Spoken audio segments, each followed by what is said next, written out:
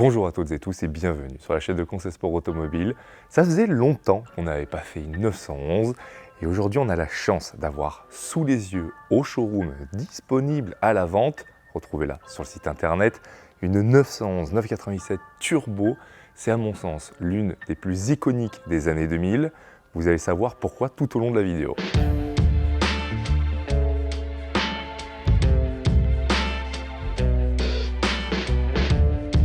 Tout d'abord, le design. On a quelque chose de très simple, très épuré, pas de fioriture. On a le gabarit d'un Boxster 718 actuel, ce qui fait qu'on a une voiture qui est très courte, pas très large, avec une taille humaine, tout simplement.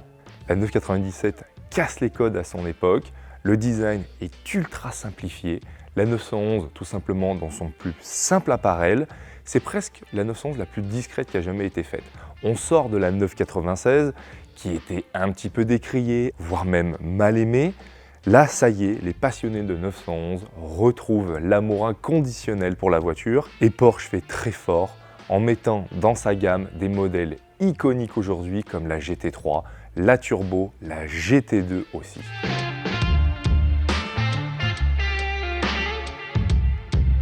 Et une 997 Turbo, c'est vraiment pas compliqué de la reconnaître au premier coup d'œil grâce à ce pare-choc avant ultra ajouré, la bande de LED qui vous sert de veilleuse, les anti-brouillards qui sont déportés sur l'extérieur afin d'avoir un refroidissement maximal. Mais il y a aussi un autre signe distinctif ultra particulier propre à la Turbo dans ces années-là. Ce sont tout simplement les prises d'air dans les ailes arrière qui sont, elles, monumentales. On est là sur des ailes ultra larges et avec cette bouche immense qui permet de gaver en air frais les deux turbos, là on ne peut pas se tromper, on est sur une 911 Turbo. Et si la 911 Turbo est ultra reconnaissable grâce à sa face avant, l'arrière c'en est encore un tout autre univers, puisque l'on retrouve donc les immenses ailes larges, ultra bombées. Ça c'est quelque chose qu'il n'y a que sur la 911 Turbo et les 911 Carrera 4S, mais surtout le spoiler qui lui est ultra distinctif des turbos, que ce soit à partir de la 930 et jusqu'à l'actuelle. Il est ici en plus actif, ce qui donne un vrai look badass à cette 911 Turbo. Et surtout, les échappements, ils sont ici vraiment propres à ce modèle-là. Les échappements de turbo évoluent en fonction des années. On a été ici sur quelque chose de très simple, très sobre, très fin, et ça lui allait parfaitement car vous allez voir, cette 911 Turbo, ce n'est pas une supercar, ce n'est pas une ultra sportive, c'est une super GT.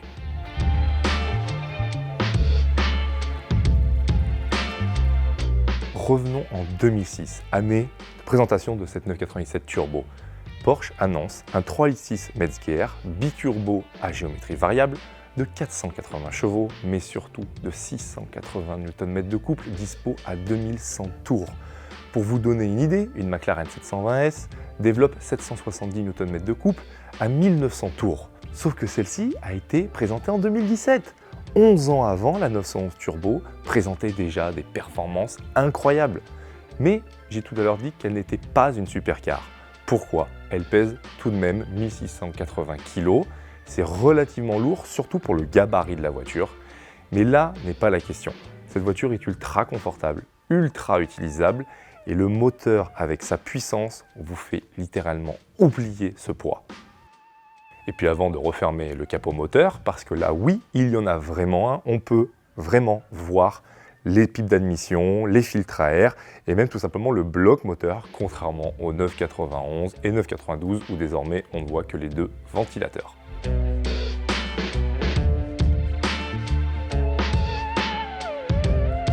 On a ici une vue sur les trois choses les plus iconiques de la 997 Turbo, la prise d'air d'aile, le spoiler amovible et les jantes. Ça aussi, c'est quelque chose qui à l'époque a énormément plu aux passionnés. On les a retrouvés pas que sur les 911 Turbo, sur les Cayman, les Boxster, les 911 Carrera. Enfin bref, ça a été un best-seller ces jantes. Elles sont connues et reconnues de partout. Ça a donné à la 911 Turbo un look classe mais tout aussi sportif.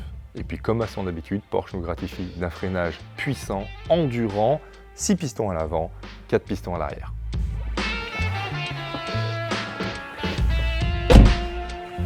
Une fois installé à l'intérieur, on retrouve encore une fois ce design très propre à la 997 avec un habitacle qui n'est ni trop grand ni trop serré, c'est absolument parfait.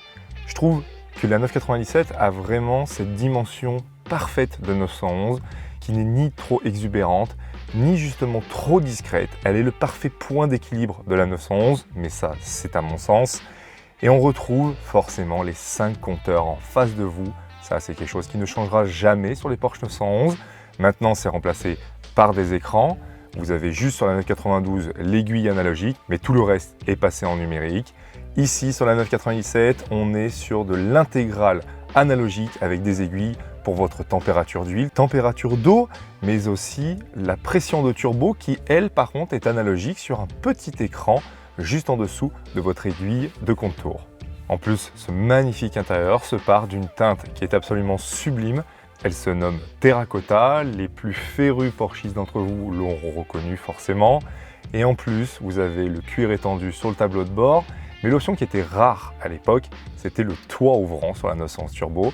Et en plus, le pavillon se part d'Alcantara noir. Ça aussi, c'était une option qui était très rare à l'époque. Idem pour les pare-soleil qui, eux, sont en cuir. C'était des choses qui étaient relativement peu courantes à l'époque. Mais il y a une autre option aussi qui est relativement rare. C'est le pack intégral en gris argent GT, que ce soit pour la console centrale, les repose-coudes des portières, les poignées, mais aussi les coques des sièges qui sont absolument sublimes. On est ici sur les sièges sport, donc avec les petites oreilles au niveau des épaules, l'écusson frappé sur l'appui-tête. Enfin bref, vous comprenez que cette 911 est vraiment full option. Elle avait tout ce qui faisait justement la légende de la turbo, la Super GT.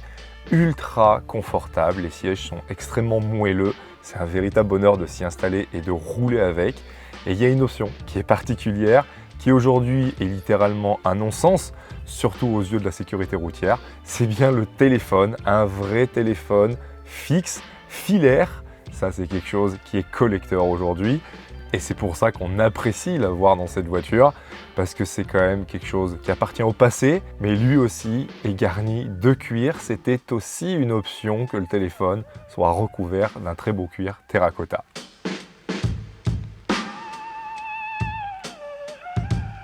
Vous l'avez ressenti tout au long de la vidéo, je ne suis pas objectif sur cette voiture. C'est clairement pour moi une voiture de rêve. C'est pour moi la 911 du 21e siècle parfaite, puisqu'elle garde un gabarit encore contenu, un gabarit à taille humaine, tout simplement. La voiture est extrêmement facile d'utilisation. Le moteur est une cathédrale de puissance, de couple, mais surtout de facilité d'utilisation et de confort. C'est si agréable d'avoir autant de couples sous le pied disponibles.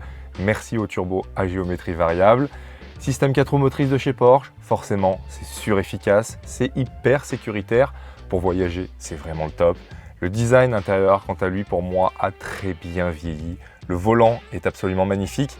C'est un volant très simple, très épuré, mais ça fait tellement du bien de voir ça aujourd'hui dans ce monde où justement les volants sont pleins de boutons de partout, qui sont carrément des technologies à eux seuls. Prenez une Ferrari 488, vous retrouvez quasiment tout sur votre volant, que ce soit les essuie-glaces, les pleins phares, etc. Là, on a quelque chose de très épuré. On a les 2 boutons de chaque côté de la Tiptronic, ce qui vous permet tout simplement de fumer votre cigare de la main gauche ou de la main droite. Vous pourrez passer vos rapports à 6000 tours minute sans aucun problème. Et en s'attardant un petit peu sur la boîte Tiptronic, elle est très souvent décriée puisque c'est forcément une boîte simple embrayage, c'est une boîte automatique, robotisée. Et ceux qui comparent cette boîte aujourd'hui à une PDK double embrayage, c'est tout simplement les gens qui n'ont pas compris qu'est-ce que c'était qu'une boîte automatique. On a simplement supprimé l'embrayage physique et c'est la voiture qui fait tout toute seule. Voilà, c'est comme ça que l'on doit utiliser cette boîte. La double embrayage, vous pouvez garder le pied plancher, passer votre rapport puisqu'il est déjà pré-engagé sur le second disque d'embrayage, ce qui fait que le passage est fulgurant. Ici, ce n'est pas la même chose, on n'a qu'un seul disque, on a la boîte qui toute seule guide la fourchette et permet de passer le rapport suivant. Vous devez donc l'utiliser comme une boîte manuelle, mais sans embrayer. Voilà l'utilisation d'une boîte Tiptronic. Ici, c'est une 5 rapports. Ils sont relativement longs, forcément. Quant à la boîte manuelle, elle est en 6 vitesses, ce qui permet en fait d'avoir une plage d'utilisation extrêmement large. Vous utilisez donc que la 2, un petit peu la 3, et vous avez quelque chose d'ultra efficace sur les petites routes, sans avoir besoin de passer des rapports tout le temps. Et pourtant, vous commencez à savoir, je suis un partisan de la boîte manuelle, mais ici, dans cette configuration terracotta, avec l'extérieur noir, les jantes noires. On est sur une 987 turbo qui dévie vers la Super GT, la voiture confortable, le daily parfait. Ce qui fait que cette Tiptronic a tout son sens dans cette configuration et dans cette voiture.